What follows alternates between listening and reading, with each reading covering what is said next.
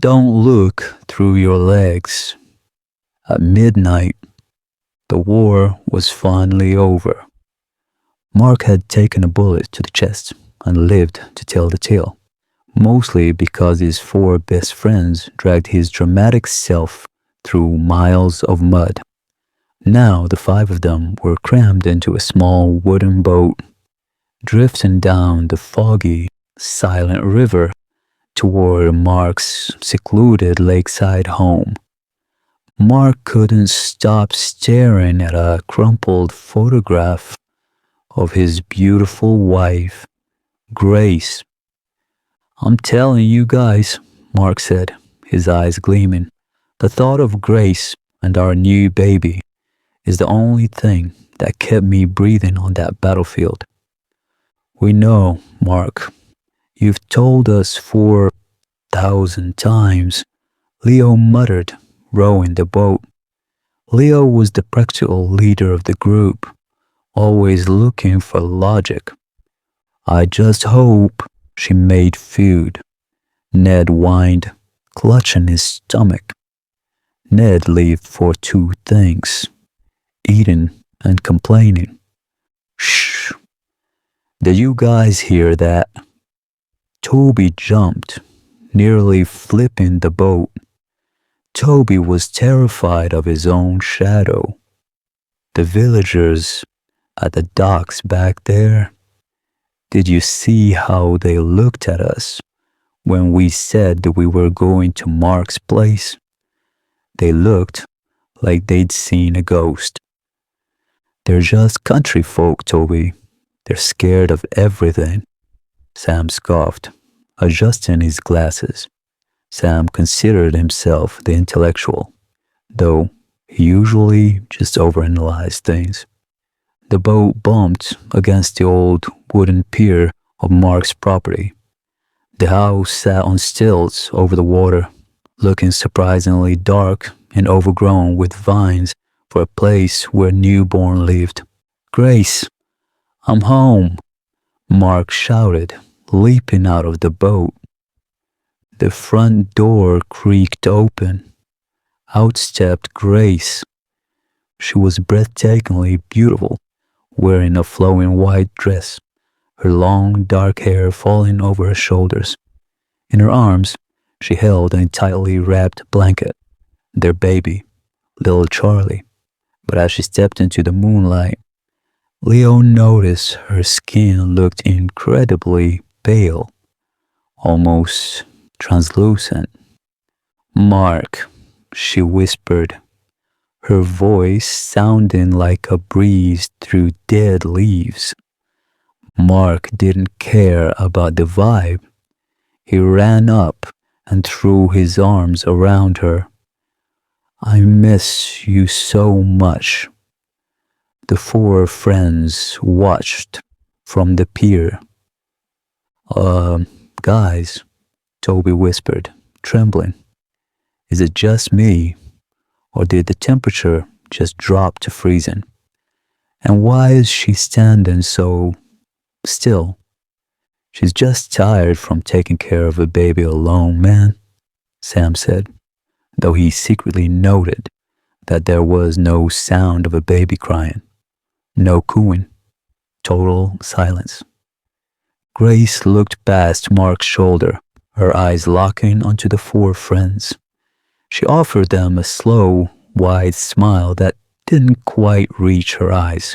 "Welcome home, everyone," Grace said softly. "I've prepared the guest house for you. Please stay as long as you like." Mark turned to his buddies, grinning from ear to ear. "See? I told you she's an angel. Come on up. Let's get some wrappers off those bags." As the friends walked up the creaky stairs, Ned accidentally brushed against Grace's hand as he passed her. He froze. Her skin wasn't just cold. It felt like a block of ice left out in the winter rain. He looked down at the baby blanket in her arms, trying to catch a glimpse of the kid. but the shadows inside the fabric were pitch black.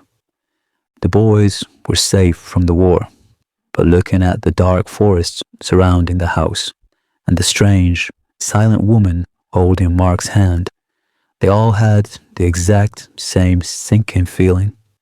Something was terribly wrong. The guest house was a nightmare.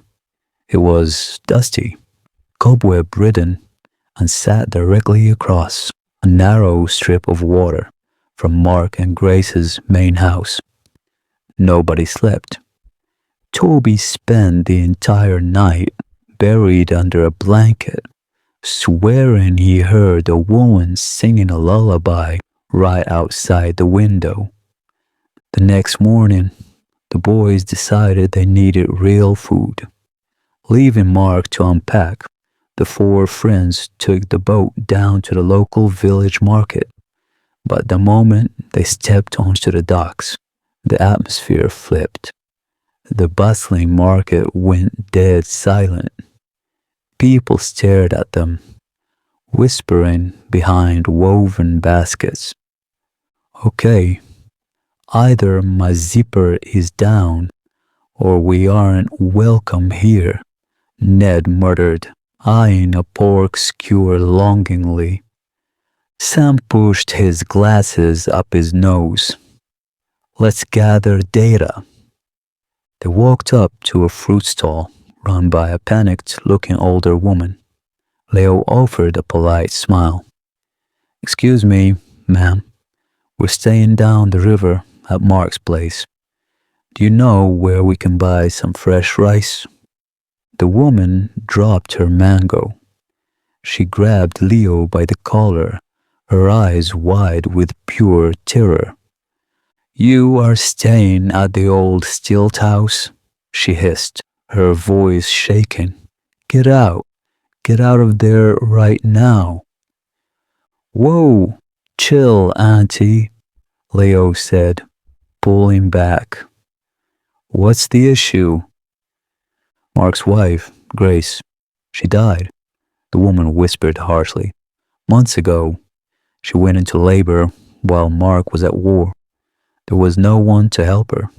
She and the baby both died in that house. She is a May knock, a bound spirit.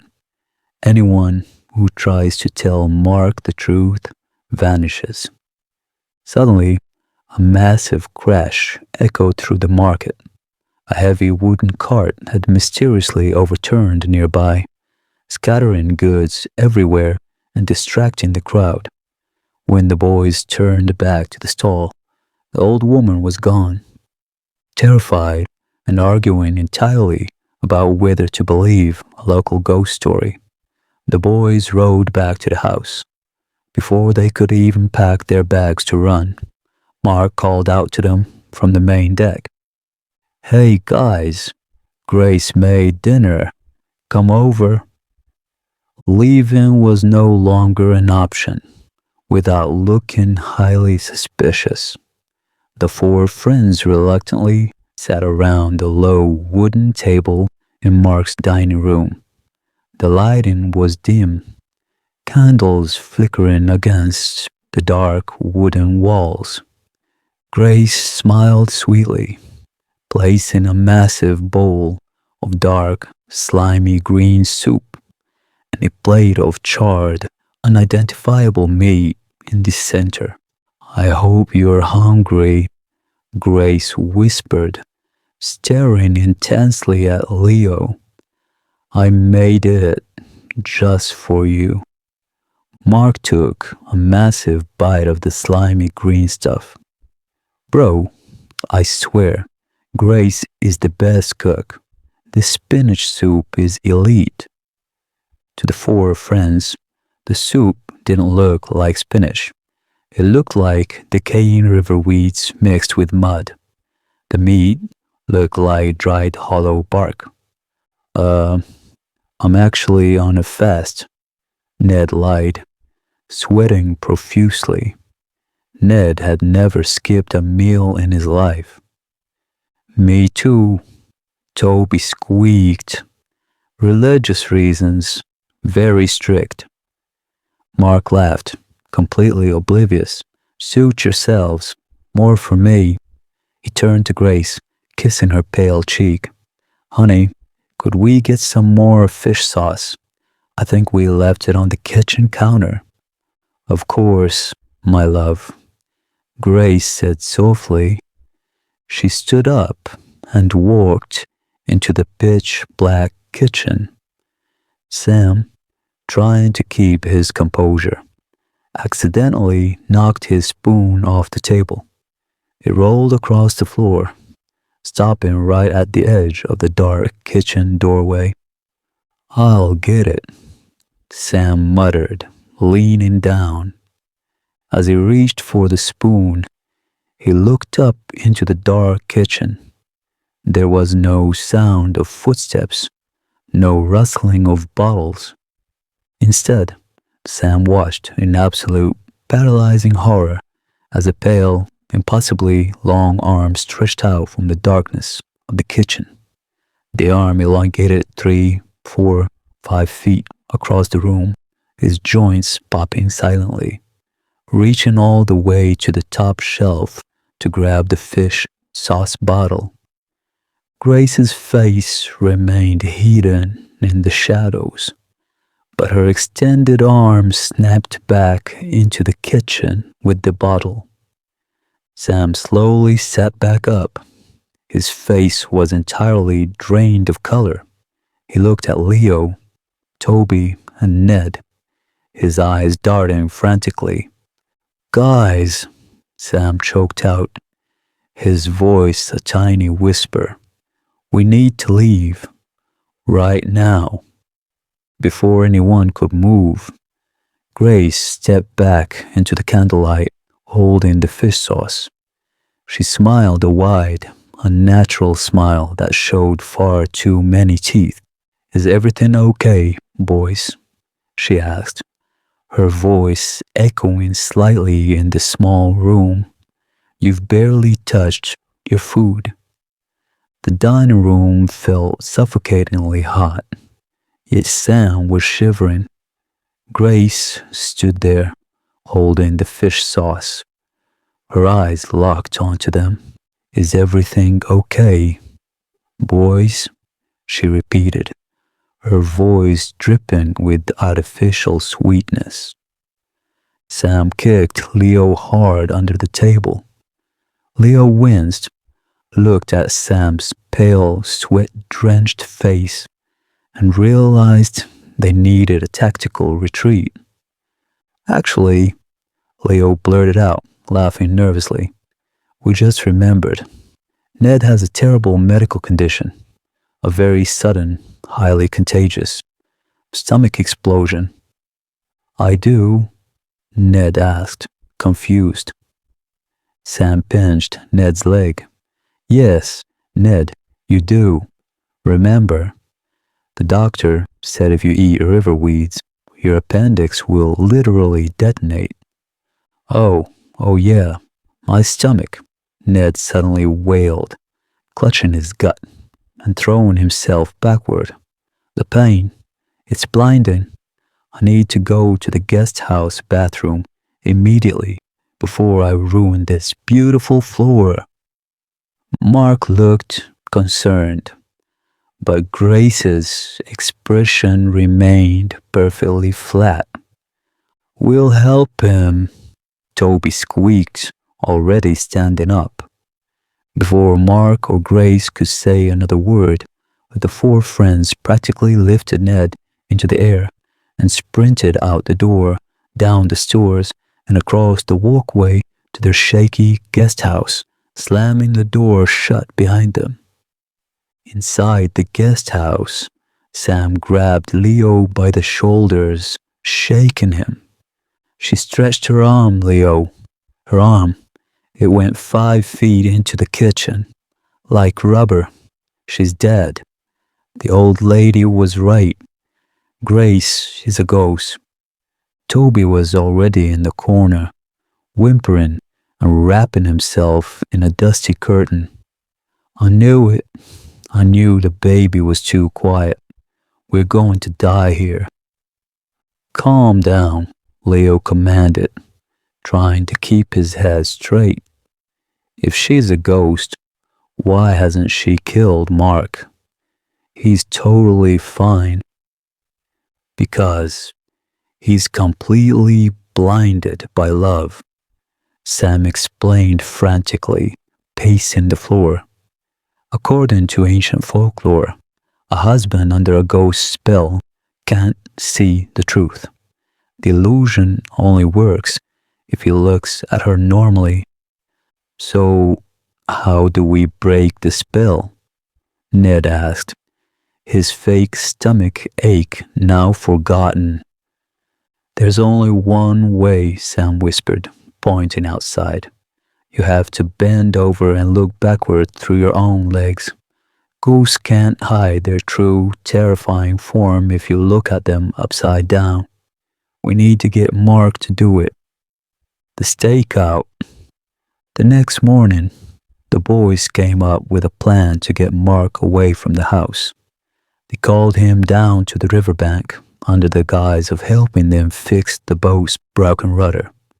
Mark, being the loyal friend he was, happily walked down to the pier, leaving Grace inside the house.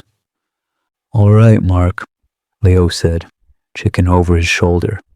Grace was standing on the porch across the water, silently watching them while rocking the blanket in her arms. We need you to check the bottom of the boat. Bend all the way over. Put your head between your knees and look back at the shoreline to see if the alignment is straight. Mark raised an eyebrow. Bro, that makes absolutely no sense. Why would I look at the shoreline through my legs to fix a rudder? Just do it, Mark. It's advanced military engineering, Sam urged, sweating. Mark shrugged. Fine, you guys are weird. Mark turned his back to the house, bent over deeply, and looked through his legs toward the porch where Grace was standing. The four friends held their breath, waiting for Mark to scream in terror, realize his wife was a corpse, and run away with them. Instead, Mark's face lit up with a massive smile. Wow, boys, you're right. From this angle, Grace looks even more beautiful. Wave to the guys, sweetie, Mark called out, waving upside down. Leo, Sam, Ned, and Toby slowly turned around and bent over to look through their own legs to see what Mark was seeing. Their hearts stopped. Through their legs, the beautiful house was gone. In its place was a rotten, collapsed shack covered in cobwebs, and standing on the porch wasn't a pretty woman in a white dress. It was a decaying, pale corpse with hollow black eyes, staring directly back at them. Grace, or the entity wearing her skin, realized what they were doing. Slowly, her jaw dropped open, impossibly wide, stretching far past human limits, and she let out a deafening, unearthly screech that rattled the trees. Mark snapped back upright. Totally normal. All right, rudder looks good. What's next, guys? He turned around, but his four friends were already screaming at the top of their lungs, diving head first into the river, frantically paddling away like a pack of terrified dogs. Are you guys out of your minds? Mark yelled, dripping wet and completely baffled, as his four best friends dragged him by his ankles up the stairs of the guest house. They slammed the heavy wooden door shut, throwing 3 deadbolts and shoving a massive dresser against it. Toby was already crying, shoving pages of an old book into his mouth out of sheer panic. Mark, listen to me, Leo shouted, grabbing Mark by the shoulders and shaking him. Grace is dead. She's a ghost, a spirit, an undead entity, bro. Mark shoved Leo away, looking deeply offended. Are you insulting my wife? She's literally across the yard right now. She just waved at us. She didn't wave, Mark. Her jaw dropped to her chest, and she screeched like a banshee, Sam yelled, his glasses fogging up from his frantic breathing. We looked through our legs. Her skin is rotting. The house is a dump. You guys are just jealous because I got married and you're all single. Mark scoffed, crossing his arms. I'm going back to my wife. Mark turned to move the dresser, but Ned tackled him to the floor. We love you too much to let you get eaten, man. Plus, she fed us river mud. No true love involves feeding your boys river mud. Before Mark could fight them off, the temperature in the room plummeted.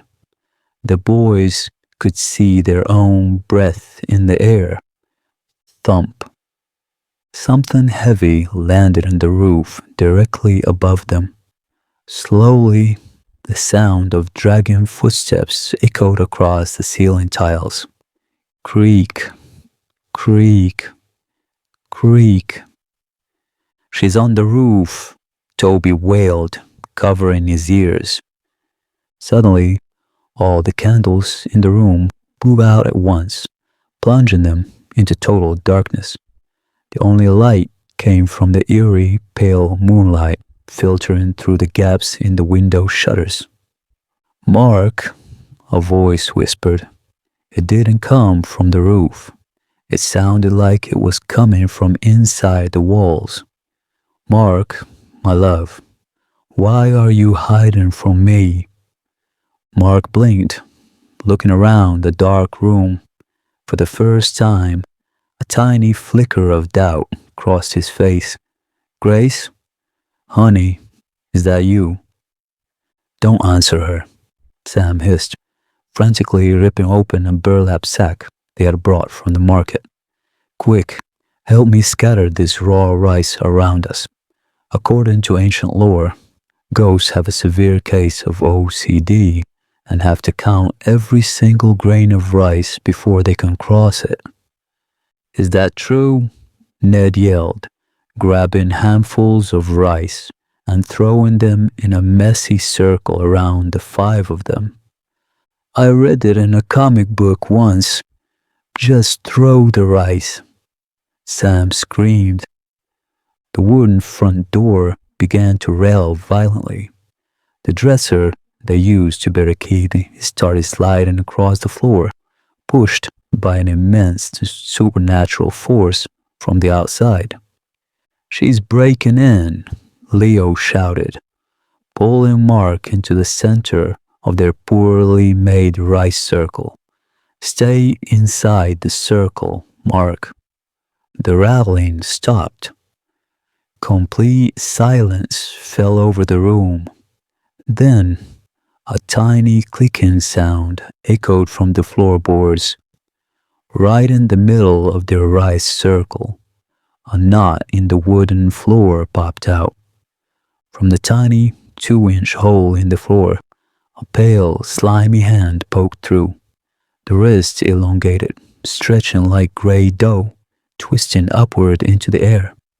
The arm kept growing, rising higher and higher, until it hovered right over Mark's head.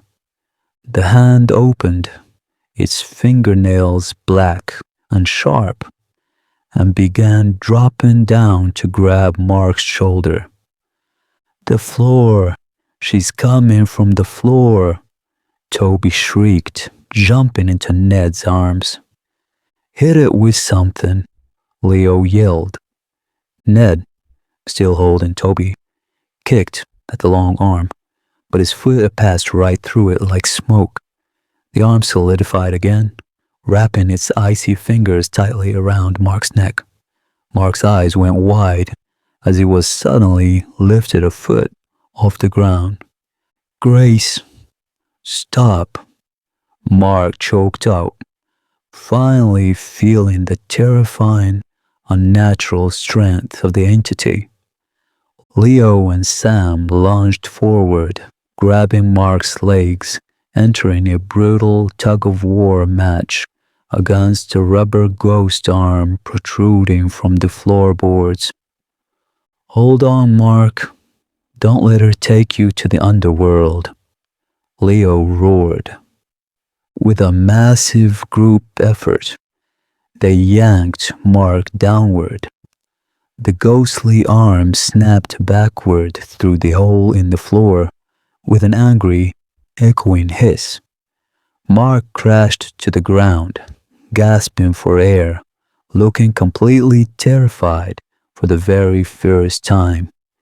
She really is a ghost, Mark whispered, trembling. We told you, bro, Ned panted. But their relief was short-lived. Outside, the entire guest house began to creak and tilt, as if a giant entity was lifting the stilts right out of the river mud. Through the cracks in the walls, they could see dozens of long, pale arms wrapping around the outside of the building, preparing to crush the house entirely. The guest house was splitting in half. Wood splintered, beams snapped, and the roof caved in as dozens of pale, ghostly arms squeezed the building. Jump! Jump into the boat, Leo roared, throwing open the river-facing window. The 5 boys leaped blindly out of the collapsing house, crashing into their wooden boat below. Ned landed squarely on the oars. Toby face planted into a pile of fishing nets, and Mark grabbed the rudder. Row! Row for your lives! Sam screamed, pointing behind them. Emerging from the ruins of the guest house was Grace. She hovered over the water, her white dress billowing wildly in a wind that only affected her. Her long hair flew around her face, and her hollow, pitch-black eyes locked onto the boat. With an unearthly shriek, she flew across the water toward them like a speeding bullet. She's catching up. She's catching up. Toby wailed, violently paddling the water with his bare hands. Ned grabbed a frying pan from the camp gear and started paddling with it furiously. I'm too young to be eaten by a lake spirit. Up ahead, the gates of the village temple appeared on the riverbank. It was holy ground. Crash the boat into the shore, Leo yelled. Mark slammed the rudder over. The boat smashed into the muddy bank, sending all 5 of them flying onto the sacred grass of the temple. They scrambled frantically past the stone statues and threw themselves behind the main altar, where an old monk sat calmly meditating.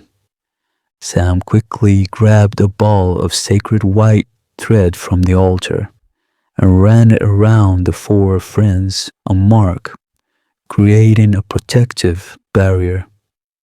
A second later, a freezing gale blew open the temple doors. Grace floated inside. The holy energy of the temple kept her from stepping too close, causing her skin to blister and smoke. But her rage was terrifying. The ambient light turned blood red. Mark, Grace whipped, her voice a mix of a loving wife and a demonic entity. Why did you run from me? I did everything for you. I waited for you. I died alone in the dark, waiting for you. Toby, Ned, Sam, and Leo held on to each other, trembling within the sacred thread. Mark, don't look at her, Leo warned. She's going to drag you to the afterlife. But Mark stood up. He looked at Grace, his eyes filling with tears.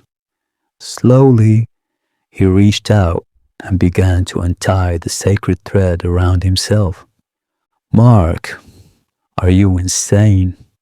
Sam choked out, trying to grab him. If you step out of the circle, she'll take your soul. Let him go, Leo said softly, pulling Sam back. They all watched in horror and heartbreak as Mark stepped over the line, completely defenseless. Mark walked right up to the terrifying, decaying spirit of his wife.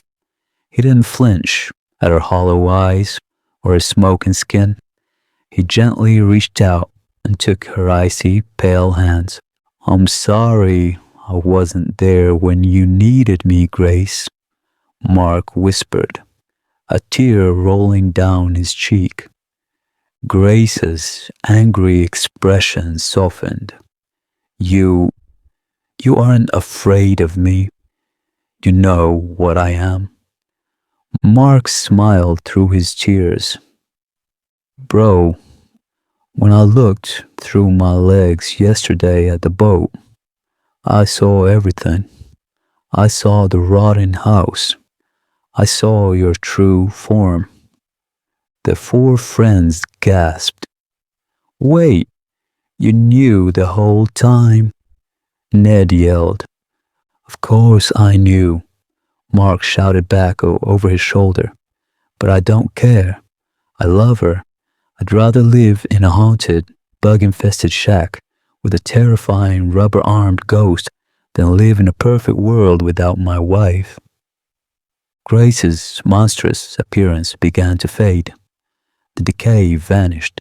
The hollow eyes filled with warmth, and she turned back into the beautiful woman Mark had married. She threw her arms around Mark, weeping tears of pure relief. She was still a ghost, but her rage was entirely gone, replaced by love. The four friends stood inside their holy circle, utterly bewildered. So, let me get this straight, Sam whispered, adjusting his glasses. We almost died 40 times, ate river mud, fought a rubber arm, and destroyed a guest house, just for you to tell us you're cool with dating a corpse. She's not a corpse, Sam. She's my wife, Mark said happily, holding Grace close. Right, sweetie. Grace smiled warmly at the boys. I can make you all breakfast tomorrow. Real food this time. I promise. Ned perked up, wiping the sweat from his forehead. Well, I am pretty hungry, and honestly, having a ghost friend could be useful for picking fruit from high trees. Leo sighed, shaking his head with a grin. Unbelievable. All right, bro. If you're in, we're in. We survived the war together. We can survive a haunted house. And so, the greatest friendship in the valley survived. Mark and Grace lived happily ever after in their stilt house, completely ignoring the laws of life and death. And whenever Mark needed a cold drink from the kitchen, while watching the game on the porch, Grace's 5-foot-long arm was always there to hand it to him.